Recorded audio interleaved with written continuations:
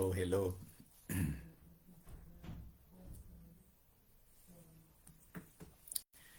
สบายดีทุกคนสบายดีในเศร้านี่อยากจะใช้เวลาที่จะแบ่งปันเนาะแบ่งปันในพระคำของพระเจ้า อยากจะหนุนใจทุกคนก็เห็นหลายคนในบนโลกนี่กำลังสับสน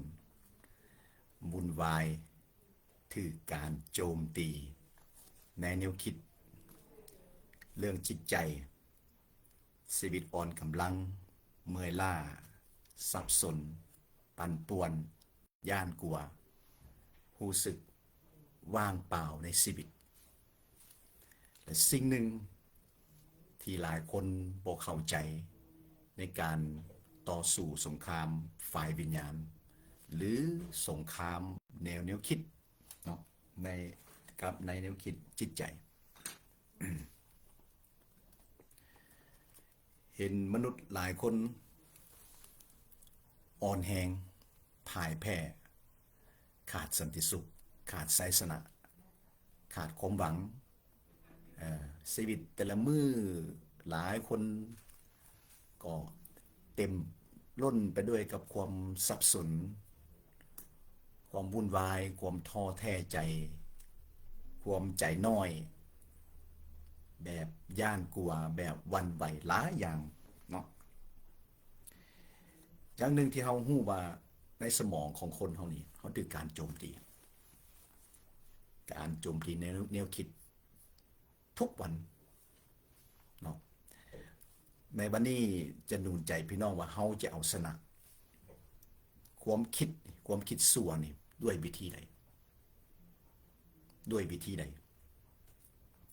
ถ้าเฮาบ่ฮู้แล้วเฮาบ่เข้าใจนี่เฮาก็จะบ่ชนะเป็นอย่างหลายคนพ่ายแพ้การพ่ายแพ้เป็นการพ่ายแพ้ในแนวคิดเป็นการพ่ายแพ้ในจิตใจภายในภายนอกนี่อาจจะดูดีนะแต่ภายในพ่ายแพ้และก็ช่วงหลังๆก็ได้ยินเนาะยกตัวอย่างมีความคิดที่จะฆ่าตัวตายมีความคิดแบบอยากล้มเลิกยอมแพ้กับชีวิตบ่ไหวละสู้บ่ไหวละจะอยู่ในสภาพการของชีวิตแบบใดก็ตามหลายคนแบบโอ้เมื่อยกับชีวิตทนบ่ไหวสู้บ่ไหวคงจะบ่ผ่านคงจะบ่มีความหวังคงจะไปต่อบ่ได้และความคิดที่เข้ามาในชีวิตของเขานี่ที่มันเป็นทั้งลบนี่เป็นความคิดเป็นการป้อนความคิดจากซาตานจากวิญญาณชั่วเมื่อความคิดลบเข้ามาในชีวิตนี่เฮ็ดให้เฮานี่มันเป็นผลสะท้อนไปหมดทางแนวคิดจิตใจเฮ็ดให้เฮานี่แบบมันบ่มีความหวังและบ่มีพลังที่จะต่อสู้กับชีวิตต่อไปเนาะเอาจะให้พระคัมภีร์แล้วก็จะอธิบายในตรงนี้อยู่ในมาระโกบทที่16เริ่มจากข้อ17พระเยซูบอกว่าหมายสำคัญจะเกิดขึ้นกับผู้เสือเขาจะขับไล่ผีออกในน้ำของเขาจะปากประสาทแปลกๆได้เขาจะจับงูได้เขาจะกินของมีพิษจะบ่เป็นอันตรายแก่เขาเมื่อเขาวางมือใส่คนเจ็บไข้จะหายได้เป็นปกติวันนี้จะหนุนใจเรื่องการใช้สิทธิหลายคนได้ยินได้ฟังหลายครั้งหลายรอบแต่กับบ่ฮู้จักวิธีใช้ในการใช้สิทธิสิทธิของมนุษย์หลายคนถือการโจมตีกับเรื่องแนวคิดเนี่ยทุกวันแนวคิดลบจะเข้ามาเมื่อแนวคิดลบเข้ามาในสิทธิการกระทำของเฮามันก็ออกมาในทางลบเนาะบัดนี้เฮาจะเอาชนะความคิดลบด้วยวิธีใดก็คือด้วยการใช้สิทธิอำนาจในพระนามพระเยซูพระคัมภีร์บอกว่าหมายสำคัญจะเกิดขึ้นกับผู้เชื่อพระคัมภีร์บ่ได้บอกว่าหมายสำคัญจะเกิดขึ้นกับอาจารย์หมายสำคัญจะเกิดขึ้น กับผู้เชื่อโดนนานพระคัมภีร์บ่ได้บอกว่าหมายสำคัญจะเกิดขึ้นกับผู้ฮู้พระคัมภีร์หลายผู้เชื่อผู้หญิงผู้ชายน้อยใหญ่ถ้าบ่ได้เชื่อในพระเยซูนี่ผู้นั้นมีสิทธิอำนาจวันนี้เขาจะเรียนรู้ในการใช้สิทธิอำนาจในนามพระเยซูที่จะสั่งที่จะขับไล่ความคิดชั่วในสมองความรู้สึกที่มันเป็นทางลบรู้สึกน้อยใจรู้สึกย่านกลัวรู้สึกแบบจะเป็นความรู้สึกในห้าขมคืนอภัยคนอื่นบ่ได้อภัยตัวเองบ่ได้แบบรู้สึกว่าเวว่างเปล่ารู้สึกตัวเองด้อยค่านะขาดกำลังใจจะเป็นความคิดหรือความรู้สึกที่มันเป็นอาการทั้งลบนะเขามีสิทธิที่จะสั่งความคิดสั่วหรือความรู้สึกที่มันเป็นทางลบออกจากสิทธิของเขาได้ทุกสิ่งที่มันเป็นทางลบมันเป็นการป้อนความคิดสั่วความคิดจอมปลอมที่มาจากซาตานและวิญญาณสั่วผีหายเข้ามาในสิทธิของพวกเขาเหตุให้หลายคนเมื่อยล้ากับชีวิตแม้แต่หลายคนประกาศตัวว่า ตัวเองนี่เชื่อพระเยซูเป็นลูกของพระเจ้าแม้แต่หลายคนที่เป็นผู้รับใช้พระเจ้าก็ยังเหนื่อยล้ากับชีวิตรับใช้พระเจ้าไปก็ขาดสันติสุขขาดไสสนะขาดความตื่นเต้นเนาะฉะนั้นเพราะว่าเฮาพ่ายแพ้ภายในสมองของเฮานี่มันบ่ได้รับการปลดปล่อยภายในใจของเฮามันบ่ได้รับการเยียวยารักษาจิตวิญญาณของเฮาบ่ได้รับการฟื้นฟูคนที่พ่ายแพ้กับชีวิตคือคนที่บ่มีความใกล้ชิดกับพระเจ้าคนที่บ่มีความเข้าใจในพระคำของพระเจ้าคือคนที่บ่ได้ยอมต่อการทรงนำของพระวิญญาณบริสุทธิ์ฉะนั้นวันนี้ทำความเข้าใจจริงๆเนี่ยอันนี้บ่เป็นเรื่องใหม่สอนเทศมาหลายปีแล้วเรื่องสิทธิอำนาจในพระนามพระเยซูมาระโกบทที่16ข้อ17หมายสำคัญจะเกิดขึ้นกับผู้เชื่อถ้าเขาประกาศว่าเขาเป็นผู้เชื่อเขามีสิทธิอำนาจเอามือนี่วางใส่หัวโลดถ้าความคิดสั่วเอามือนี่วางใส่หัวในพระนามพระเยซูเอามือนี่วางใส่ใจในพระนามพระเยซูเขาสามารถสั่งทุกอาการที่มันเป็นทางลบหรืออธิษฐานด้วยสิทธิอำนาจในนามพระเยซูเนาะจังสั้นพระคัมภีร์ว่าหมายสำคัญจะเกิดขึ้นกับผู้เชื่อเขาจะขับไล่ผีออกในนามของเขามาว่าถึงเรื่องการใส่สิทธิทุกวันเมื่อความคิดสัวเข้ามาเมื่อความรู้สึกเมื่อชีวิตขาดสันติสุขเมื่อชีวิตสมองปั่นป่วนจิตใจน้อยใจหรือสงสารตัวเองหรือค่อยใจหรือดูถูกตัวเองหรือรู้สึกตัวเองนี่บ่มีคุณค่าตัวเองนี่ต่ำต้อย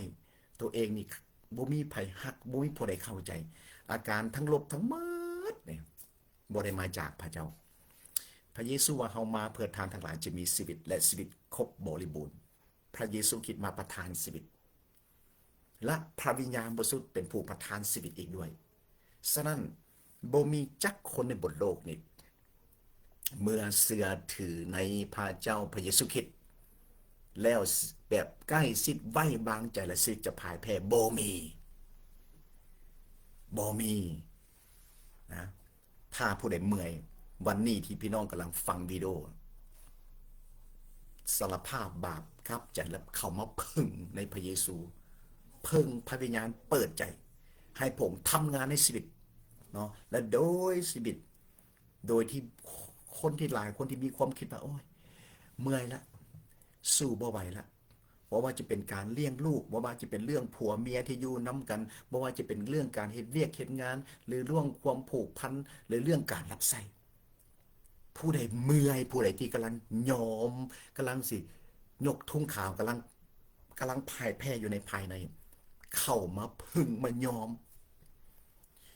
ก็คือหัวใจภายในนี่บ่แม่นปาก นะหลายครั้งปากเขาบอกเขาเชื่อพระเยซูเขาเชื่อพระเจ้าแต่ใจนี่บ่เต็มร้อยบ่ปากบ่ป่งกับพระเจ้านะจังสั้นอยากสิ่งนึงอยากให้ฮู้ว่าบ่มันเรื่องอะไรก็ท่าที่อาจารย์อธิษฐานเพื่อเนี่ยอาจารย์มาวางมือเนี่ยพี่น้องก็มีสิทธิอำนาจเหมือนกันอยากให้ทุกคนฮู้บ่ต้องโทรหาอาจารย์ก็ได้บ่ต้องโทรหาเพิ่นเฮานี่อธิษฐานเลยในพระนามพระเยซูพระคัมภีร์บอกว่าบรรดาผู้เชื่อมีสิทธิอำนาจในนามพระเยซูอันนี้คือสิ่งที่พระเยซูบอก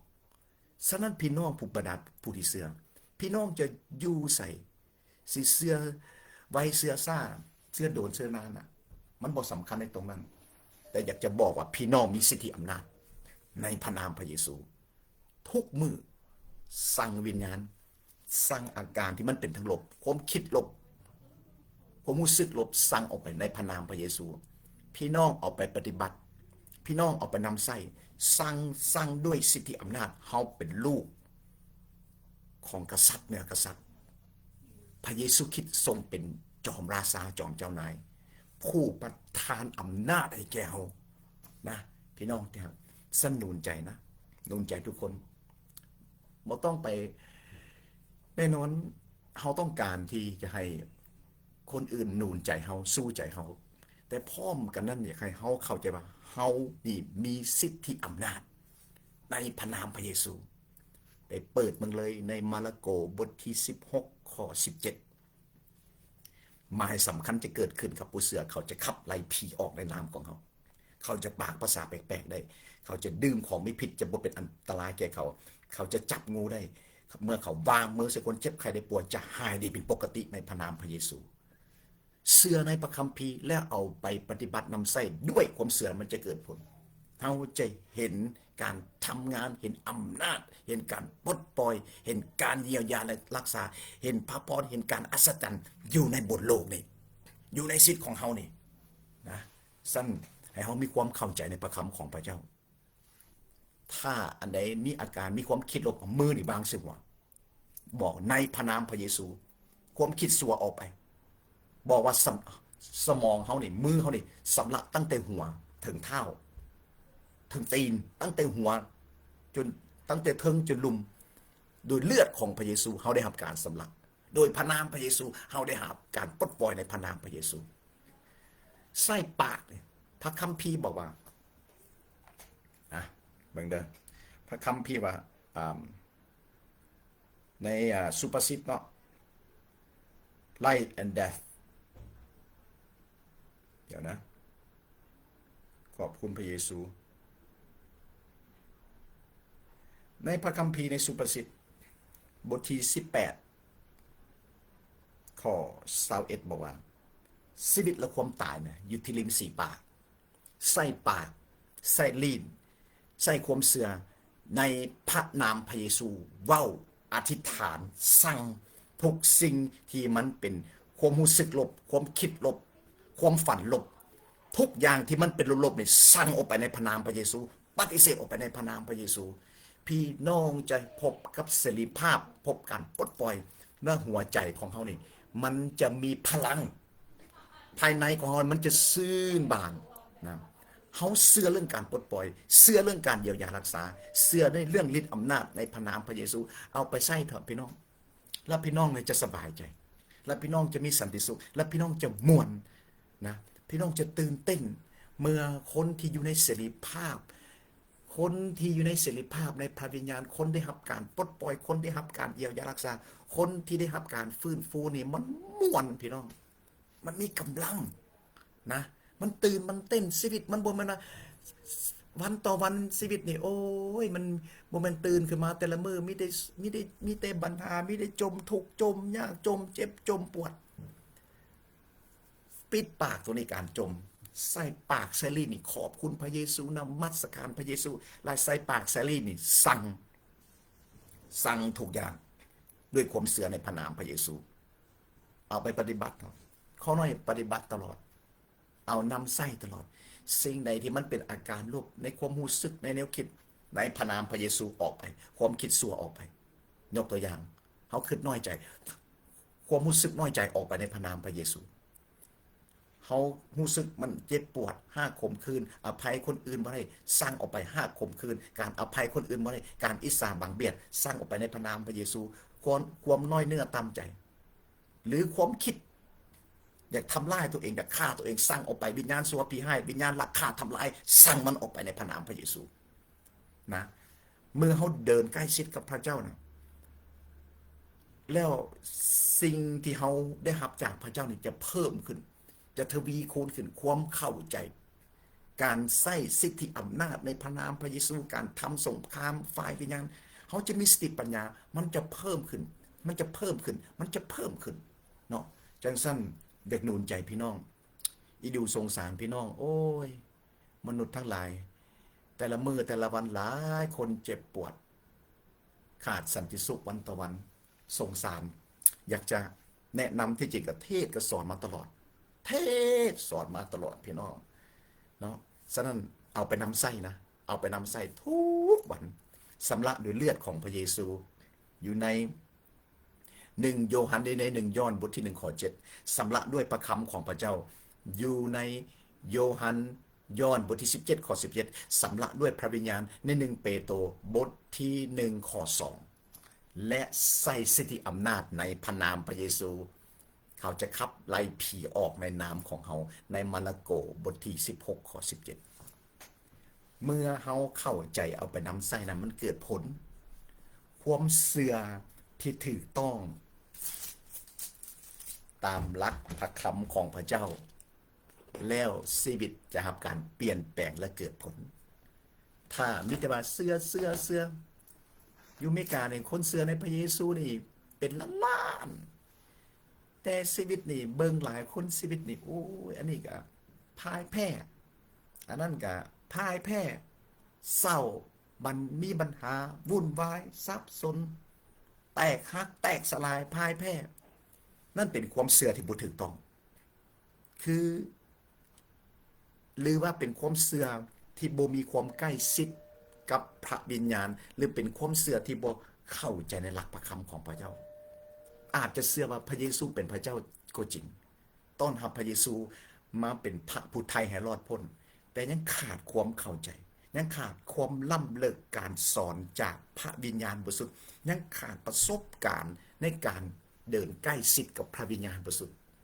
สอนเฮียนฮู้ไปเนาะบ่เป็นอย่างเฮียนฮู้ไปสำหรับผู้ที่ยังใหม่ผู้ที่ยังบ่เข้าใจสั้นอยากนูนใจทุกคนในการเดินกับพระเจ้าเนาะอย่ายอมแพ้สมองของเขานี่ปิดเลยใจของเขาสมองเขาเนี่ยตั้งเลยแซดไว้บ้างชีวิตนี้เกิดมาชีวิตเดียวจะบ่ยอมแพ้จะสู้สุดๆอันใดมันจะเข้ามาเขาจะสู้ด้วยสิทธิอำนาจในนามพระเยซูด้วยความเสื่อด้วยพลังอธิษฐานนะพี่น้องที่ครับเนาะจังสั้นอยากจะขอให้กำลังใจทุกคนในการเดินต่อไปอย่ายอมแพ้นะอย่ายอมแพ้สิอยู่ไซก็ตามสิอยู่ลาวอยู่ไทยอยู่ยุโรปอยู่อเมริกาอยู่ประเทศใดเฮานะเกิดมาเป็นมนุษย์ที่พระเจ้าสร้างมาในรูปแบบลักษณะของพระเจ้าถ้าเฮามีความเสื่อที่ถูกต้องมีความเสื่อที่ใกล้ชิดที่ถูกต้องเฮาชนะลูกเดียวในบนโลกนี้พระพรนี่มากมายวันต่อวันชีวิตเต็มล้นด้วยพระพรพระพรนี่มันเว้าถึงพระพรนี่มันบ่แม่นเพียงแต่เรื่องวัตถุสิ่งของสันติสุขที่เฮาได้รับความยินดีที่เฮาได้รับความตื่นเต้นที่เฮาได้รับเสรีภาพที่เฮาได้รับนะสำหรับพี่น้องนี่ที่เชื่อในพระเยซูพี่น้องได้รับหรือยังเนาะจังสั้นเด็กหนุนใจอยากให้กำลังใจพี่น้องจะอยู่ใส่อย่ายอมแพ้อย่ายอมแพ้ตั้งเป้าหมายกับชีวิตสั่งวิญญาณพายแพ้ออกไปในชีวิตของเขาความคิดที่พายแพ้ออกไปในชีวิตของเขาในพระนามพระเยซูพี่น้องเอาไปปฏิบัติแล้วมันจะเกิดผลในชีวิตของพี่น้องพี่น้องจะเห็นอำนาจเห็นฤทธิ์เดชเห็นการอัศจรรย์เห็นพระพรอยู่ต่อหน้าต่อตาอยู่ในชีวิตในหัวใจของพี่น้องเนี่ยนะสั้นอยากให้กำลังใจทุกคนเนาะบางครั้งนี่มันโอ้ยมันเหลือใจเห็นคริสเตียนอ่อนแอเห็นคริสเตียนพ่ายแพ้เห็นคริสเตียนเจ็บปวดเห็นคริสเตียนแตกสลายเห็นคริสเตียนย่านกลัวเห็นคริสเตียนบ่กล้า เป็นพยานเห็นคริสเตียนโอ้ยพี่น้องที่หักเลย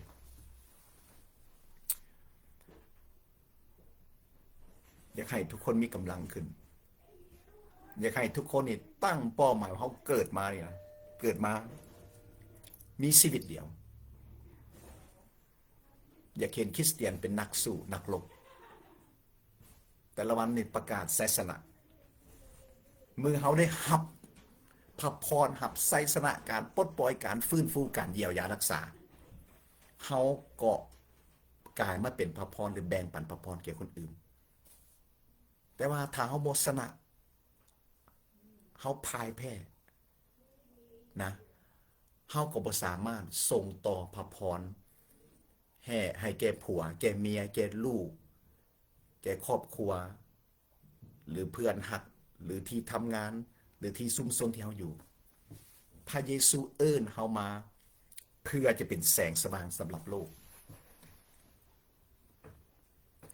พระองค์เอิ้นมา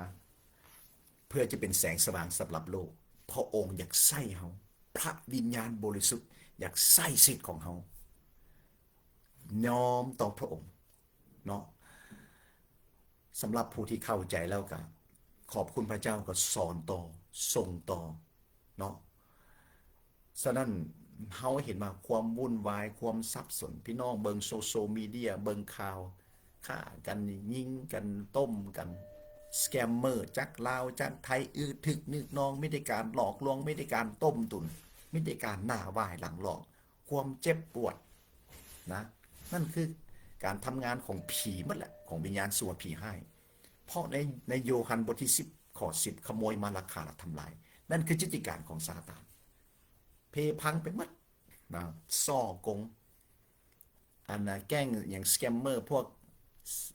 จีนเท้าจีนจักนั่นอย่างอันเท้าอันมันมัวที่มันลักลมคมในนี่เต็มไปหมดเฮากำลังอยู่ในยุคสุดท้ายความชั่วนะมันเพิ่มทวีคูณขึ้นความหักก็เยือกเย็นความชอบธรรมความบริสุทธิ์การให้เกียรติเสื้อฟังการเป็นน้ำหนึ่งใจเดียวกันทุกอย่างมันคอยลุดหน่อยถอยลงนอกจากว่าคนที่จะติดสนิทกับพระเจ้าเท่านั้นที่จะมีไสยสนะคนใดที่เชื่อฟังกับพระเจ้าเท่านั้นจึงจะมีไสยสนะในชีวิตเนาะฉะนั้นอยากให้กำลังใจวันนี้อยากเน้นก็คือเฮามีสิทธิอำนาจเด้อพี่น้องมีสิทธิอำนาจในพระนามพระเยซูและเอาไปนำไส้บ่เพียงแต่เฮาเอาไปนำไส้ไปสอนคนอื่นต่อไปโอ้ยพี่น้องข้อน้อยนูนใจเทศนาบางมื้อนี่5 วันอ้วน5 ครั้งมีเวลาเลยเทศนูนใจเนาะของพี่น้องอาจจะบ่เห็นคนนั้นมาเทศอยู่ใน Facebook แต่คนในเทศอยู่ในกลุ่มไลน์ทุกมือทั้งวันทั้งคืนทั้งวันทั้งคืนฟื้นฟูเฉพาะปานนั้นนะโอ้มักหลายการฟื้นฟูนี่มักหลายเรื่องเสรีภาพในพระวิญญาณมักหลายเรื่องไสยสนะเฮาเมาเฮาม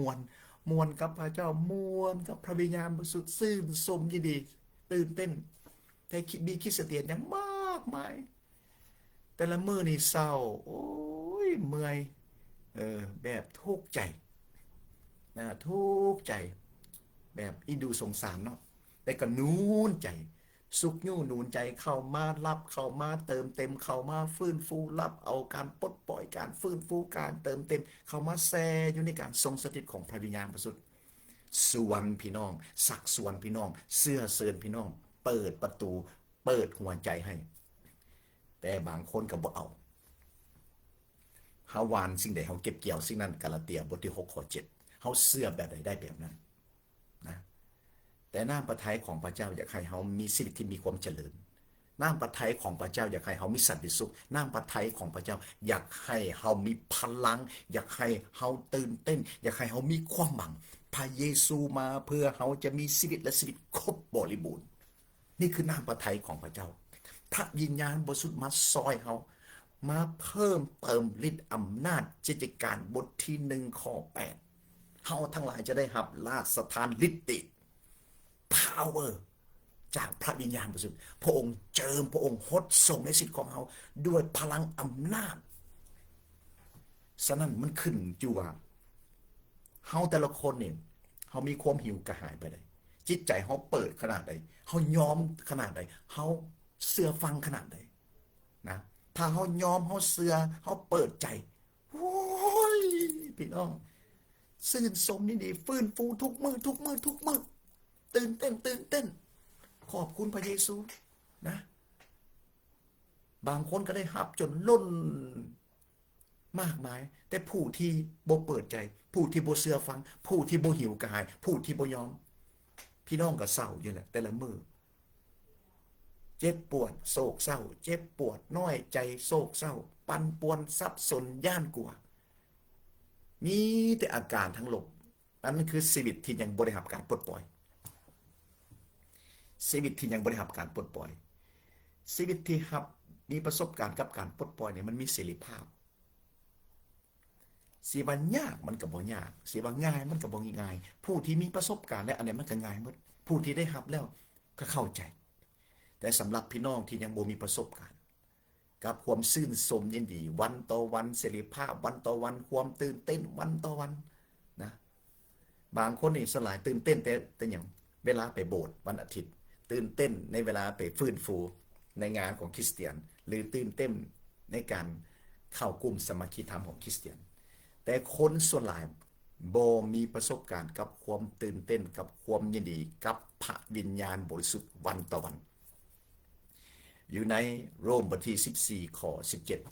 17มองถึงราชอาณาจักรของพระเจ้าเนี่ยบ่เป็นเรื่องการกินการดื่มบ่เป็นเรื่องของเนื้อหนังบ่เป็นเรื่องที่จับไปได้แต่เป็นเรื่องของอย่างของความชอบธรรมสันติสุขและความซื่นสมยินดีในพระวิญญาณ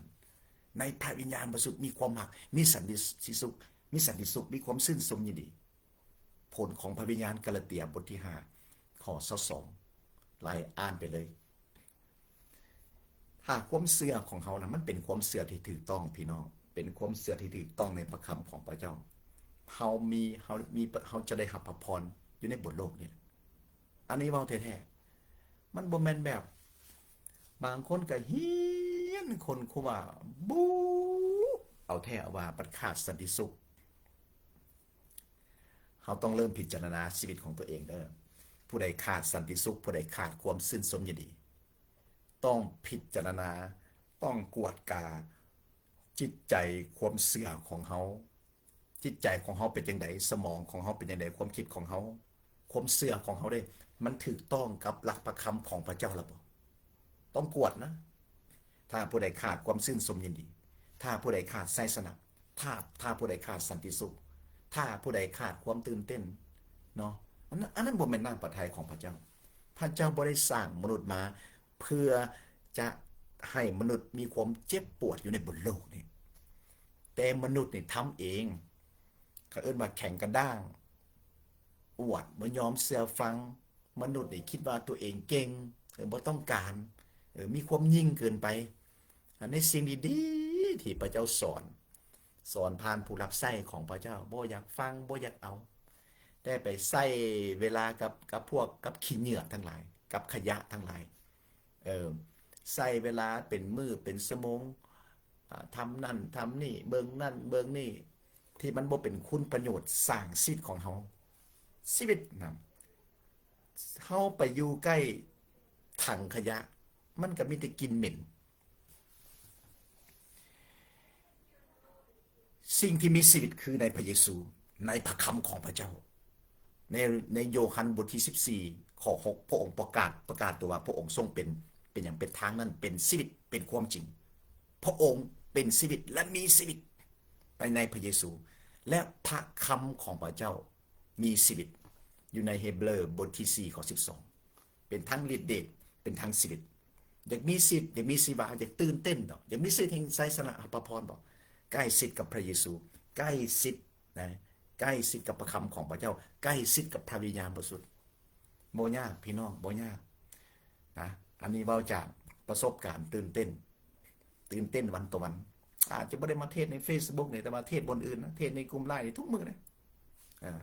บ่ในจุดใดกับจุดหนึ่งมันมีมากมายเพราะว่า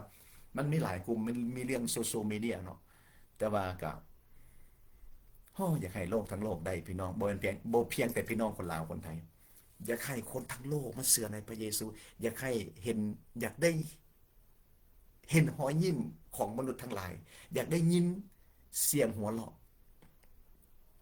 อยากได้เบิงใบหน้าใบตาที่สดชื่นแจ่มใสของพี่น้องของมนุษย์ทั้งหลายในบนโลกนี้เขาจะได้สิ่งเหล่านี้มาจากไสก็มาจากพระเจ้าเท่านั้นไปสร้างเลยพี่น้องสิอยู่ประเทศใดก็ตามพี่น้องจะมีความสามารถมีความรู้ไปสร้างสารโลดกับชีวิตในบนโลกนี้เขาไม่สามารถท้าทายคนทั้งโลกบ่ได้ท้าทายแต่คนลาวคนไทยคนทั้งโลกทำไปโลดสร้างไปโลดกับชีวิตภายในมันบ่เจริญดอกความจริงถ้าบ่พบกับพระเยซูเป็นการส่วนตัวถ้าบ่พบกับพระเจ้ากับพระวิญญาณเป็นการส่วนตัวแม้แต่คริสเตียนแม้แต่คนที่มาเชื่อในพระเยซูก็เช่นเดียวกันถ้าเชื่อพระเยซูเป็นแบบเชื่อพระเยซูแบบเป็นแบบประเพณีเป็นแบบฮีตของประเพณีเป็นคริสเตียนวันอาทิตย์คริสเตียนศาสนาคริสเตียนสังคมคริสเตียนเทศกาลต่างๆคริสเตียนฤดูกาลเฮ็ดคือหมู่ทำคือหมู่หมู่ไปใดก็ไปตามสังคมตายตามฤดูกาลโอ้จังไหนกับวัน Thanksgiving วันคริสต์มาสวันอันนั้นอันนี้วันคืนพระชนก็ตื่นเต้นแต่งานฟื้นฟูก็ตื่นเต้นแต่ชีวิตบ่ได้เดินวันต่อวันกับพระวิญญาณบริสุทธิ์ก็ยังจะพ่ายแพ้อยู่หรือคริสเตียนไปวันอาทิตย์ตื่นเต้นแต่วันอาทิตย์6 วันพ่ายแพ้ออกจากโบสถ์พิษเถียงกันวุ่นวายสับสนหน้าบูดหน้าเศร้าหน้าแห้งหน้าเหี่ยว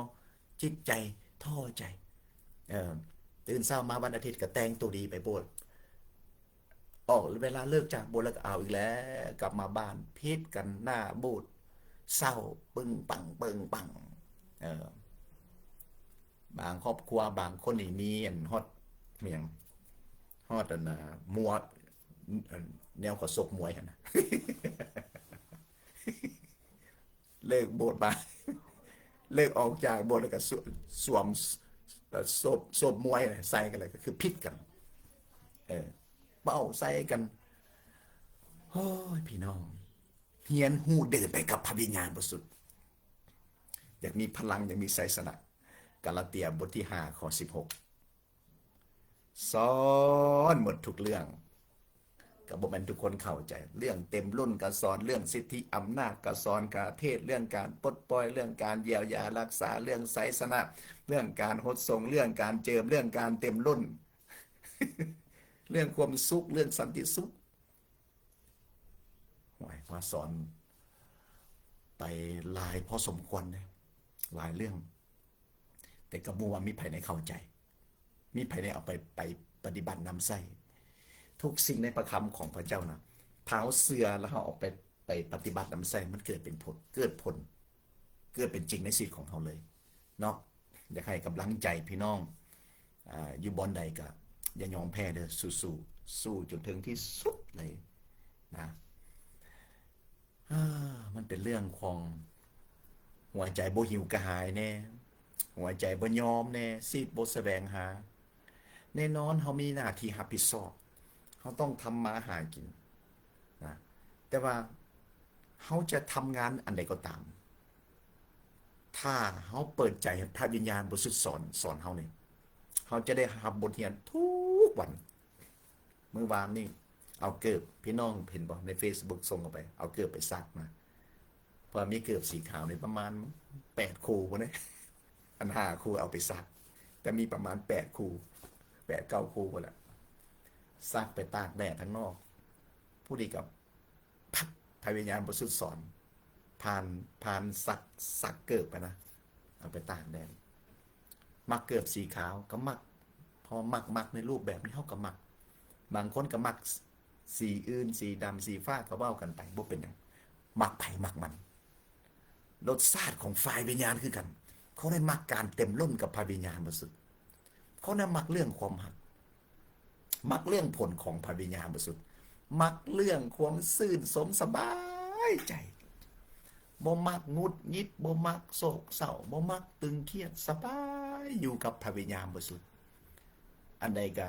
มันบ่ได้ยุ่งบ่ได้ยากพอเขาได้รับการสำลักและปลดปล่อยภายในนะบางคนนี่เสื้อพระเจ้านี่จักเอาเอียงโตเอาเอียงเข้ามามันก็เฮ็ดให้ตัวเองสับสนวุ่นวายปวดหัวมีแต่กฎมีแต่เกณฑ์มีแต่หลักการแนวนั่นแล้วก็แนวนี้คนที่อยู่กับพระวิญญาณบริสุทธิ์เนี่ยสบายใจบ่วุ่นบ่วายนะเขาน้อยเคยเว้าเนาะถ้าเป็นพี่น้องทางลาวทางไทยทางแบบชนบทซะพี่น้องจะไปตึกเบ็ดทำเฮ็ดสวนเฮ็ดไทยจะเลี้ยงงัวเลี้ยงควายผุนนั่งอยู่เทิงหลังควายก็มีสันติสุขไปขุดหน่อไม้ก็มีสันติสุขไปตึกป่าก็มีสันติสุขไปว่านก้าก็จะมีสันติสุขถ้าเฮายอมเดินไปกับพระวิญญาณบริสุทธิ์นะหลายครั้งเฮาจะว่า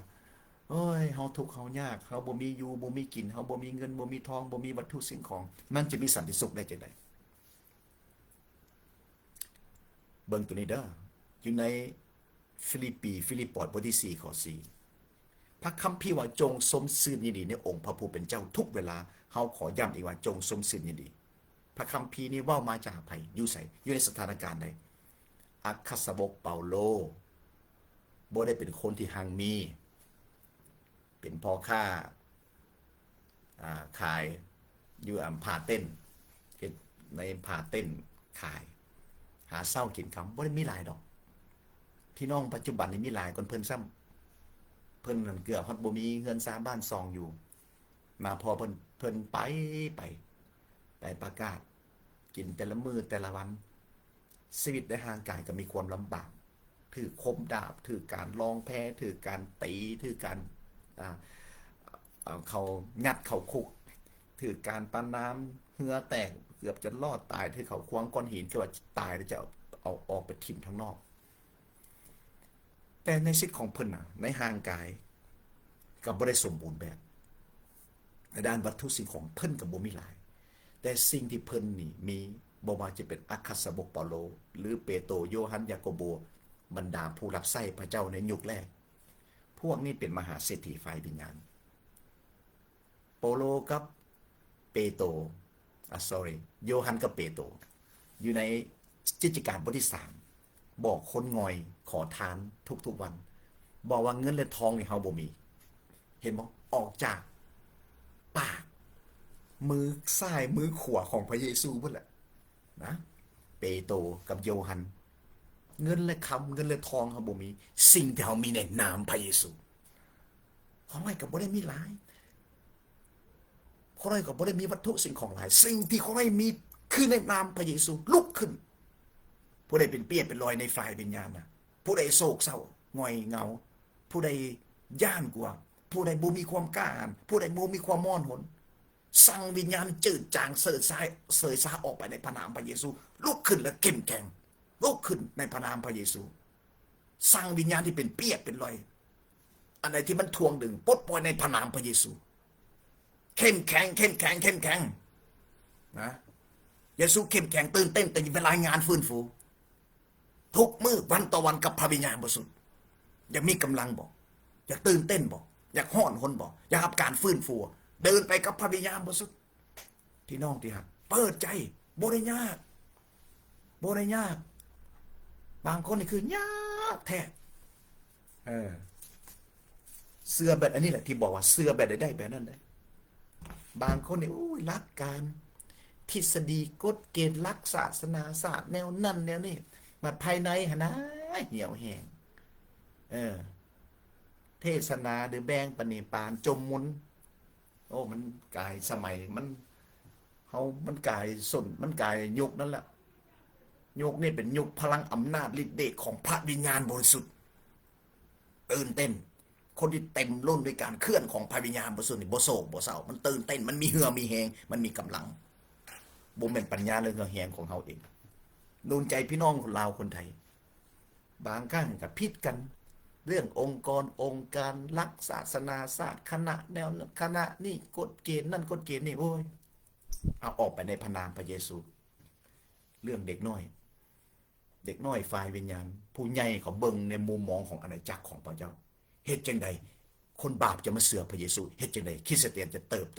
ตเฮ็ดจังใดทุกคนจะกลายมาเป็นสาวกของพระเยซู บางขั้นละเอาเรื่องมาจักมาเว้ากัน พี่น้องเนาะผู้ที่ยังบ่ทันเข้าใจก็เฮียนหูไปข้อน้อยละฮ้อนใจ มันอยู่บ่ได้แต่ละมือเนี่ยเป็นอย่างคนที่จึงเทศทุกมือคนได้เทศทุกมือคนได้สอนสำหรับนอกจากพี่น้องบนในอยู่ในกลุ่มไลน์เลยพี่น้องบนนอกคนได้สอนทุกมือมันฮ้อนมันหนมันตื่นมันเต้นนะมันอยู่บ่ได้อยากแบ่งปันเนาะมันล้นเลยเด้คนที่ล้นเลยมันอยู่บ่ได้ล้นภายในแต่ละมือถือการสอนจากพระวิญญาณบริสุทธิ์ถือการแตะต้องแล้วก็อดบ่ได้เมื่อได้ยินอันใดที่มันเป็นทางลบเบิ่งอันใดมันเป็นทางลบมันขึ้นใจพี่น้องเข้าใจมันขึ้นใจมันเหลือใจต่างอยากให้พี่น้องได้อยากให้พี่น้องรับการปลดปล่อยอยากให้พี่น้องเข้มแข็งอยากให้พี่น้องยิ้มได้อยากให้พี่น้องหัวอยากให้พี่น้องมีสันติสุขอยากให้พี่น้องมีชัยชนะโมมันเกิดเป็นมือมานี่มีแต่ปัญหาหน่อยนึงก็น้อยใจหน่อยนึงก็คมคืนหน่อยนึงก็เจ็บปวดสั่งวิญญาณเจ็บปวดออกไปสั่งวิญญาณน้อยใจออกไปความรู้สึกอาการทางลบบ่ว่าจะเป็นความรู้สึกบ่ว่าจะเป็นความคิดหรือบ่ว่าจะเป็นวิญญาณสิ่งที่มันเป็นทางลบสั่งมันออกไปในพระนามพระเยซูถ้ามันเป็นวัตถุสิ่งของนะพี่น้องอันนี้ใจเวลาใจของในขึ้นในฝ่ายวิญญาณอันนี้บ่แม่นใจให้มนุษย์เด้อ ใจให้วิญญาณถ้ามันเป็นค้อนตีนะแบบสับในพระนามพระเยซูโลดอันนี้ข้อน้อยขึ้นใจบ่รอแลแล้วก็อยากซอยอยากนูนใจอยากให้ความหวังให้กำลังใจคนที่น้อยใจคนที่บ่มีกำลังบางคนก็โอ้ยคือเมื่อยกับชีวิตโอ้ยเมื่อยก็มาหาพระเยซูตีสิไปโง่เมื่อยอยู่ตรงนั้นอย่างพระเยซูก็บอกว่าบรรดาผู้เหตุการณ์นักหน่วงและแบกภาระหนักจงมาหาเฮามัทธิวบทที่11ข้อ28และเฮาใจพวกทานรับความเศร้าเมื่อยบอกกับชีวิตเมื่อยเลยจะไปลี่มาหาพระเยซูยอมจำนนปะทิ่มซะความยิงความอวดบางคนนี่มีวิญญาณในความอวดความยิงมากมายเกินไปแนวคิดจิตใจด้วยกันเขาเอิ้นว่าวางทาแอคทาแบบภายในตัวเองสิตายละเขาเอิ้นว่าหน้าวายหลังหลอกหน้าแบนหน้าแปรหน้าทางนอกคือนิ่มแห้งแต่ไทยในนี่บ่มียังโกนจอกวอกน่าสงสารหลายครั้งพระเจ้าให้ตาค่อยนะตาวิญญาณนี่เบิ่งแล้วมันเห็นเลยสงสารอาจจะแอนในโซเชียลมีเดียเข้าใจบ่แอน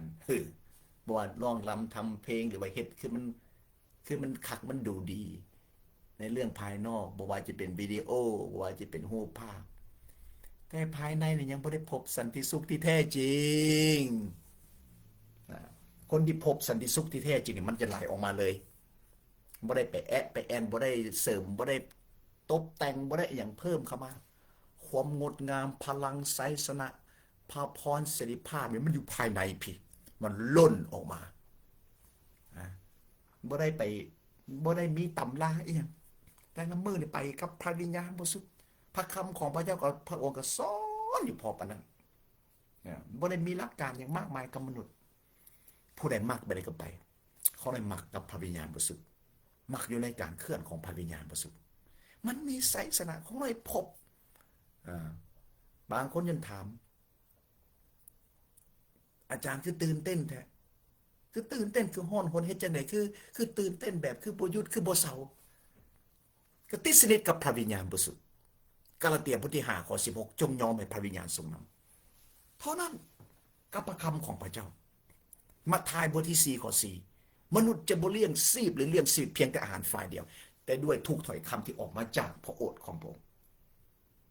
เพลงสรรเสริญสดุดีบทที่1ข้อ2กษัตริย์ได้ยินว่าพระบรรณาประคำของพระเจ้าในทั้งกลางวันและกลางคืนถ้าเฮาเชื่อและเฮาเฮ็ดในสิ่งที่พระคัมภีร์เว้า มันบ่แม่นเพียงแต่ความฮ้อนหนสันติสุขเนี่ยมันล้นหลั่งไหลอยู่ในภายในพี่อันใดจะเกิดขึ้นสนะแล้ว ม้แต่ปัญหาอ้อมข้างเฮาโรคภัยไข้เจ็บอันใดมันจะเกิดขึ้นภายในนิสนะแล้วพระคัมภีร์ฟิลิปปีบทที่1 ข้อ 11การมีชีวิตพระคริสต์ทรงเป็นชีวิตนี้การตายไปได้กำไรเอเมนสนะแล้วที่ตายก็ยังได้กำไรคนที่มีความใกล้ชิดที่ถูกต้องกับพระเจ้าไม่แต่ตายไปก็ยังได้กำไรแล้วการอยู่นี่มันสิบ่ได้กำไรบ่โอ้ยพี่น้องลาวไทยคริสเตียนทั้งหลายพิจารณาสำรวจความเชื่อของตัวเองเนาะเขามีความเชื่อที่ถูกต้องบ่หรือความเข้าใจในพระคัมภีร์นี่เขาถูกต้องบ่ถ้ามีความเชื่อที่ถูกต้องมีความใกล้ชิดที่ถูกต้องกับพระเจ้ามีความเข้าใจที่ถูกต้องในพระคำของพระเจ้าชีวิตนี้เปลี่ยนแปลงชีวิตนี้มีพระพรชีวิตนี้มีชัยชนะชีวิตนี้ตื่นเต้นแล้วบ่เพียงแต่เขาได้รับพระพรเขาได้รับชัยชนะเขากลายเป็นพระพรแก่คนอื่นคันเขาได้รับแต่บางคนนี่เก่งในเรื่องพระคัมภีร์เก่งพระคัมภีร์เทศได้สอนได้แต่มันยุ่งอยู่ในสมองพี่ยุ่งอยู่ในหัวใจพี่เวลาฟอร์มทั้งนอกนี่คักผู้ใดอยากเอาแบบใดเอาโลดข้อในขอเอาสันติสุขภายในเอาชัยชนะเสรีภาพการปลดปล่อยเยียวยารักษาภายในการเคลื่อนของพระวิญญาณภายในการเต็มล้นอยู่ในภายในความห้อนหนในภายในอีก2ในเดือนหน้าจะเทศฟื้นฟูอยู่อเมริกาเนี่ยหัวข้อว่าห้อนหนภายในโอ้ยมันถึงใจเนาะ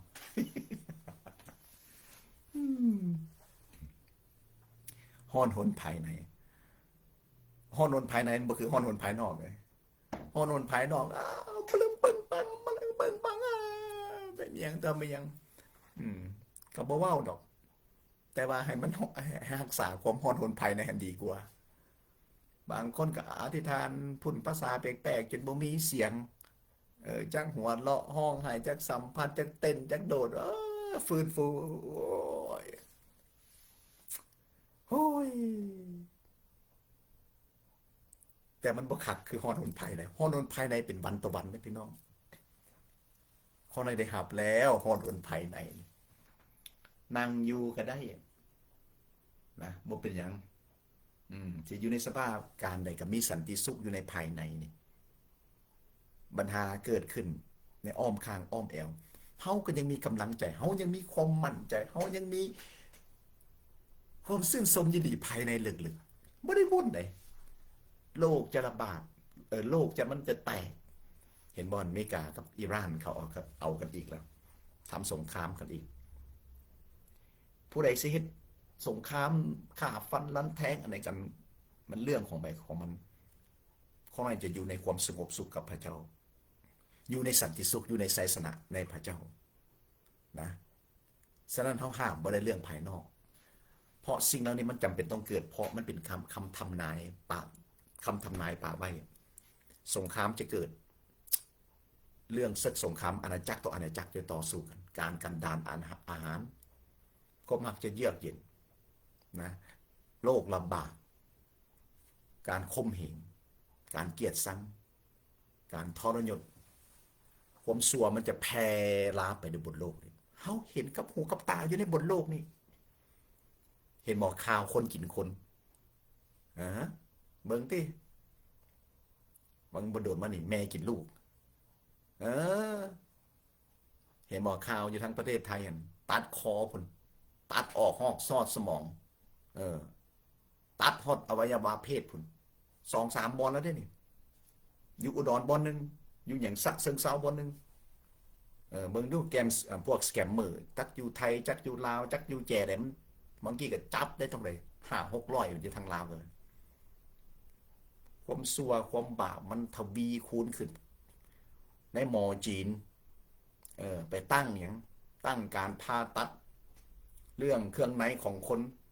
โอ้ยเฮากำลังอยู่ในยุคใดเดี๋ยวนี้พี่น้องที่ฮะถ้าพวกเขาบ่เข้มแข็งถ้าพวกเขาบ่ตื่นเวลามันบ่ได้เรือหลายเด้เข้มแข็งพากันเข้มแข็งสิรับไส้อยู่ใส่ก็ตาม สิอยู่ลาวอยู่ไทยอยู่อเมริกายุโรปเข้มแข็งนักนั่นมีจุดยืนที่นักนั่นอยากประกาศให้คนทั้งโลกลุกขึ้นและเข้มแข็งประกาศรับใส่พระเจ้าฮ้อนหนกระตือรือร้นถ้าเมื่อยถ้าอ่อนเข้ามาที่ฟื้นฟูเข้ามาที่หับการเต็มล้นกับพระวิญญาณขันเมื่อยกับมาเพิ่งกับพระเจ้ามันก็บ่ได้ยากอ่อนกำลังก็เข้ามาหับการเต็มล้นพวกเขามีกลุ่มอธิษฐานทุกวันเขาฟื้นฟูทุกวันเขาฟื้นฟูทุกวันเขาก็ได้หับการฟื้นฟูทุกวันแต่พี่น้องบ่ฟื้นฟูทุกวันพี่น้องก็เดินทีหนึ่งหรือว่าโดนจ่อมาทีหนึ่งมันก็แห้งละผู้ที่เขาแซ่กับพระวิญญาณบริสุทธิ์วันต่อวันมือต่อวันนี่เว้ยแบบความสบายในจิตใจแบบพี่น้องเห็นบางคนใส่ขาขึ้นห้างสบายไม่ได้วุ่นวายเพราะพระวิญญาณบริสุทธิ์เคลื่อนไปภายในมันมีสันติสุขเนาะผู้ใดอยากฟื้นฟูปลดปล่อยนี่เพราะว่าบ่อีหลีเขาในกับบ่ได้ออกมาเทศทาง Facebook เนาะสลายเขาในจะเทศในกลุ่มไลน์กลุ่มเสริมสร้างกันด้วยประคำทุกวันพี่น้องบางเดือนวันหนึ่ง5 ครั้งบางเดือน6 ครั้งเอาอยู่เพราะปันนั้นโอ้ยพระวิญญาณเคลื่อนไหวทั้งวันทั้งคืนทั้งในหัวใจคำว่าเทศทั้งพี่ลายกันเพราะว่ากับมีหลายคนเบิ่งกันบ่เข้าใจ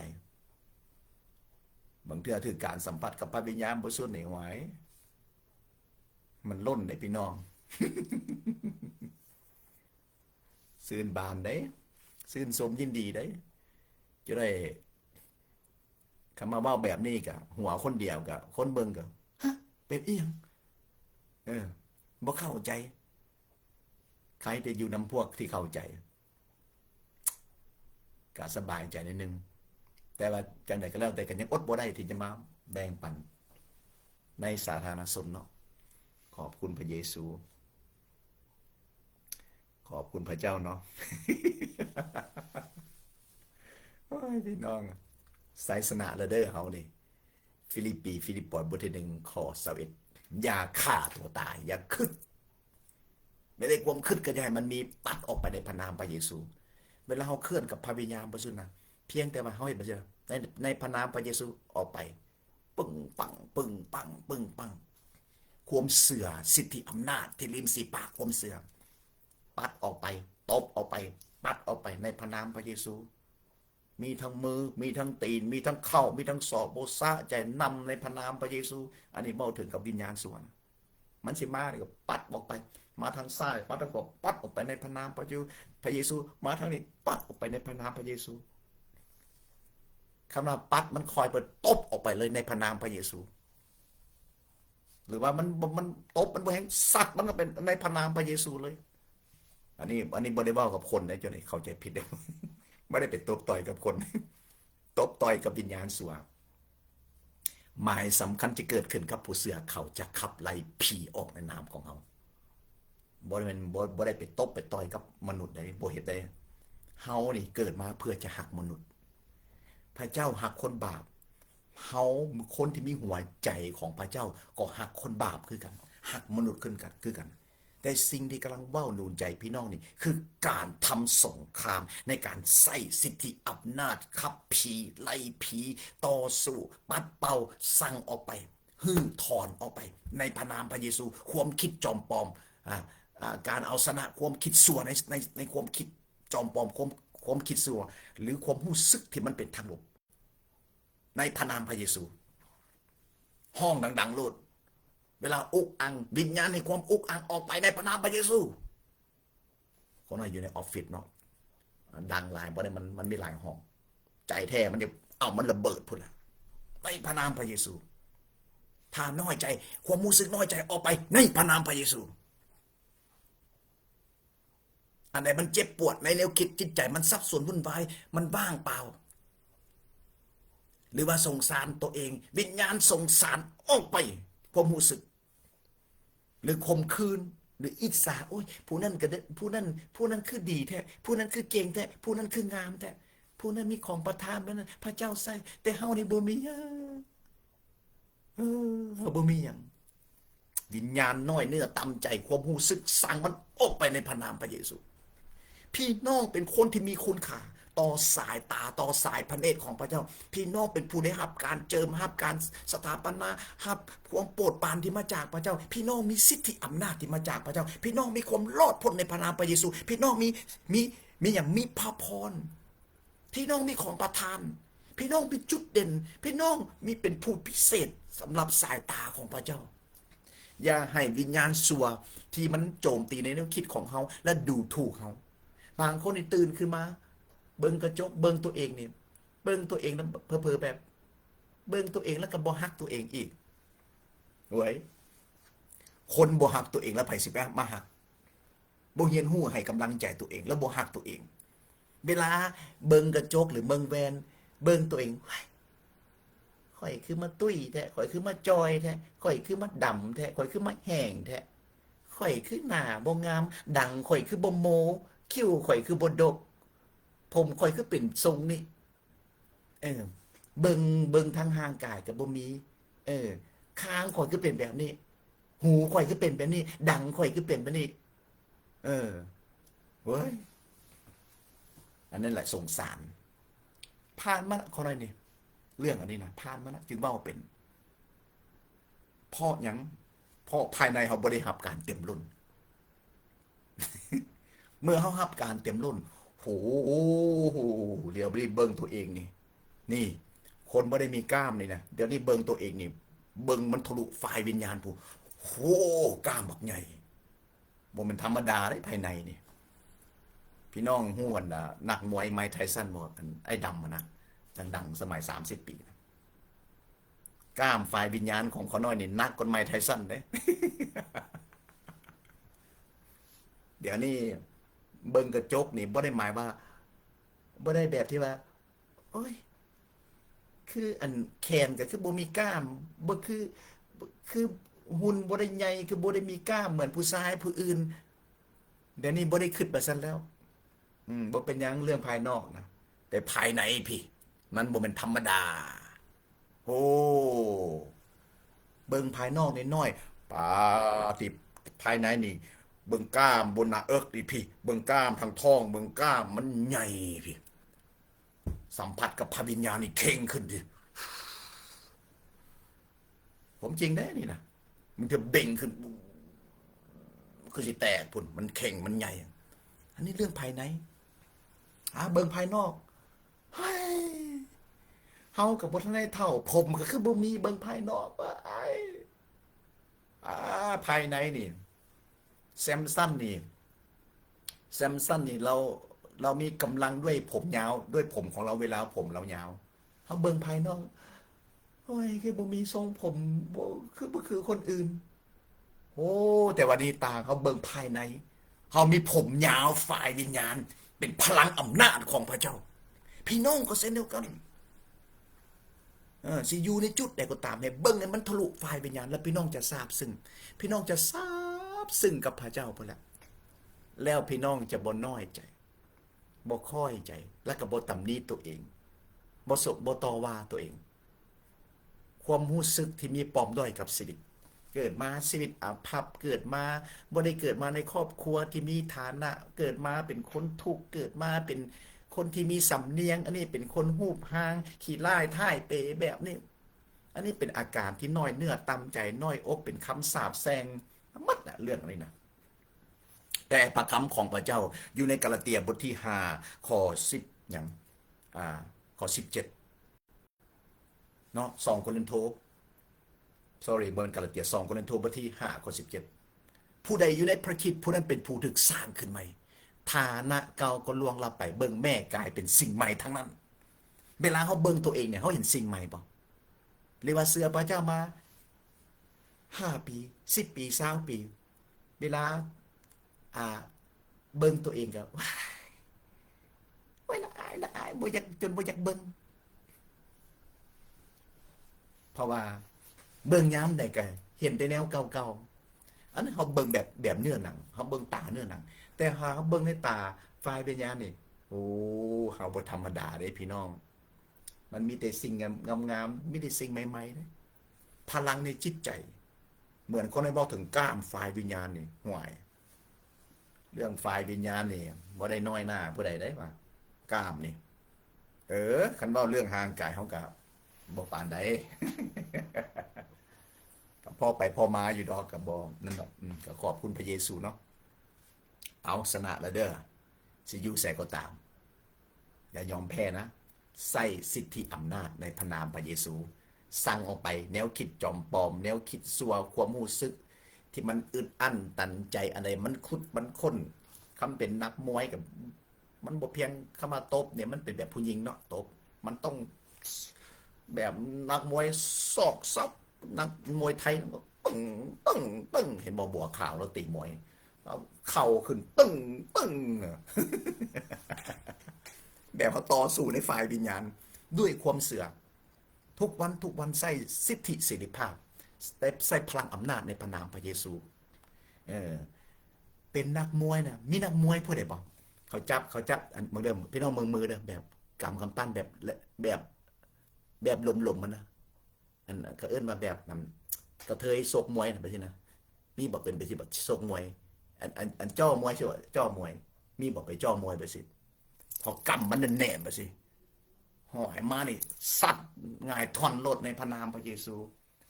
กำปั้นเตรียมจะต่อยกับซาตานกับวิญญาณส่วนลุกขึ้นแบบทำสงครามกับฝ่ายวิญญาณมันจะมาแบบไหนมันมาทางการความคิดบอกสัตว์มันในพระนามพระเยซูสัตว์มันในพระนามพระเยซูนี่แหละสอกใส่ในพระนามพระเยซูหัวเข้านี่ใส่ขึ้นตกขึ้นรถนี่ว่าเราขึ้นใจเนาะอยากให้ทุกคนมีไสสนะอยากเห็นคริสเตียนห่อนหนตื่นเต้นมีไสสนะบ่แม่นยามใดกะโอ้ยพี่น้องเลยคนน้อยคืออยากให้พี่น้องได้แท้สันติสุข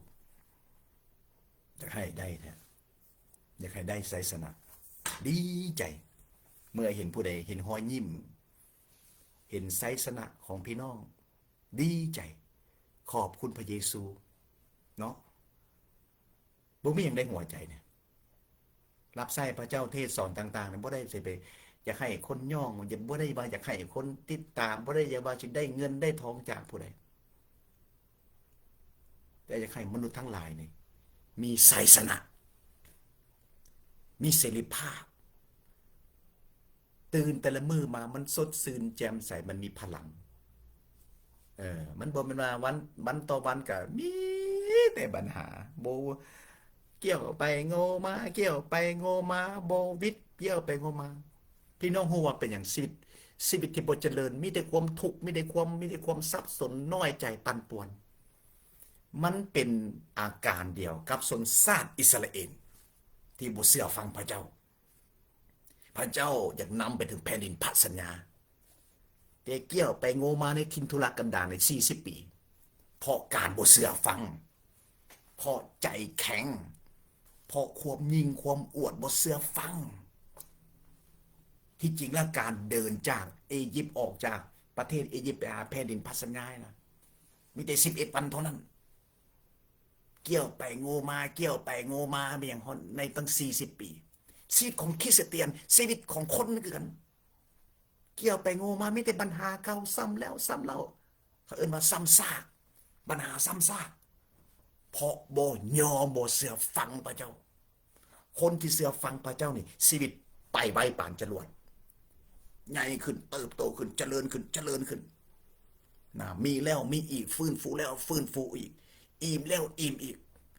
เต็มล้นแล้วเต็มล้นอีกเมาแล้วเมาอีกบางคนก็ว่าอาจารย์นี่เทศแต่เรื่องการเต็มล้นอาจารย์นี่เทศแต่เรื่องการเรื่องพระวิญญาณบริสุทธิ์เจ้าบ่เชื่อเจ้าบ่อยากได้ก็บ่เอาคนไหนจะเอาคนไหนจะเชื่อมันเรื่องความเชื่อของไปของมันเหมือนคนไหนเอาเกิบสีขาวคนไหนออกมาเมื่อวานนี่แหละสักคนไหนหมักใส่เกิบสีขาวคนไหนก็ใส่รสชาติมันบ่คือกันแฟชั่นสไตล์มันบ่คือกันความเชื่อมันบ่คือกันผู้ใดมักแบบใดก็ไปคนไหนมักสันติสุขคนไหนมักการเต็มล้นมักความทุกการทะลุทะลวงมักสบายจังใดก็ได้โอ้ยสบาย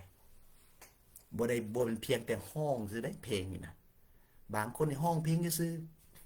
แ แต่ว่าใจมันบ่สบายปากหวานเลยซื้อจือเนื้อเพลงเบ้าได้ห้องได้แต่ใจมันบ่สบายเลยที่ทุกบทเพลงตัวหนึ่งมาเป็นมุกหมอล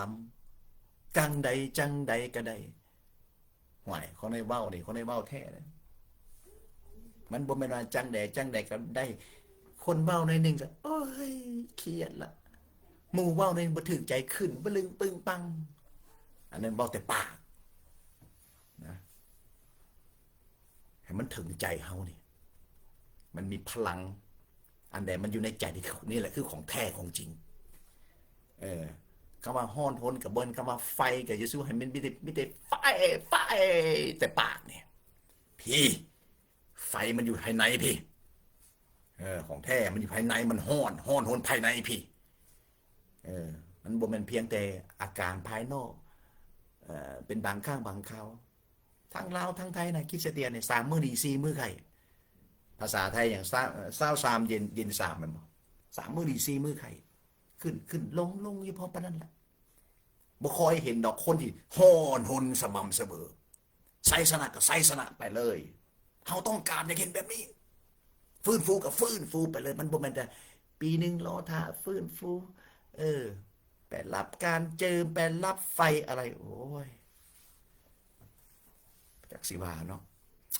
ขอพระวิญญาณบริสุทธิ์ซอยพี่น้องที่จะมีความเข้าใจชัดเจนและมีประสบการณ์อยู่กับพระวิญญาณบริสุทธิ์วันต่อวันนะครับอันนี้สำหรับเขาน้อย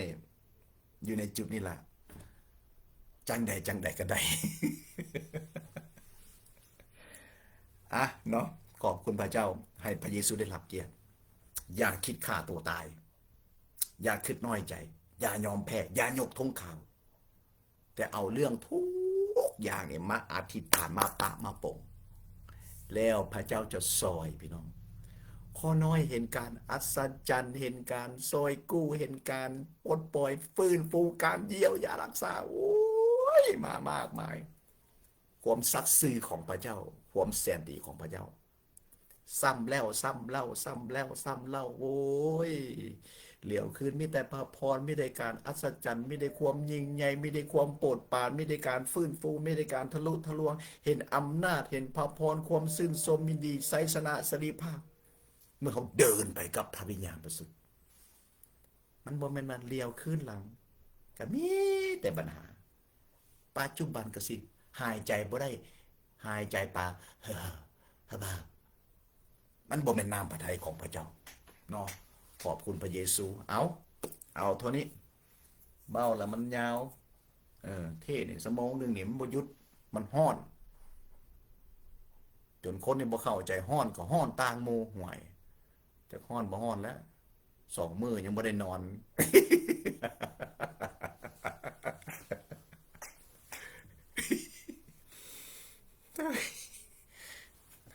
หลายคนนี่บ่เข้าใจได้พี่น้องคันบ่มีประสบการณ์แท้ๆนี่บ่เข้าใจได้เพียงแต่ประสบการณ์เป็นนี่บ่เข้าใจดอกมันบ่ลึกเวลาแบบเข้าไปลึกๆกับพระเจ้าเนี่ยเมาขอบคุณพระเยซูบ่มื่นตาก็มีสันติสุขเขาหน่อยเมาตลอดเลยพี่น้องเมาแล้วมีอาการแล้วนะเมาแล้วมื่นตาบ่ขึ้นแล้วมันแบบอยู่ไม่กาเลยมันยังเป็นตอนเศร้าอยู่เลยนี่ตามัวละโอ้ฮาเลลูยาขอบคุณพระเยซูเนาะขอพระเยซูได้รับเกียรติ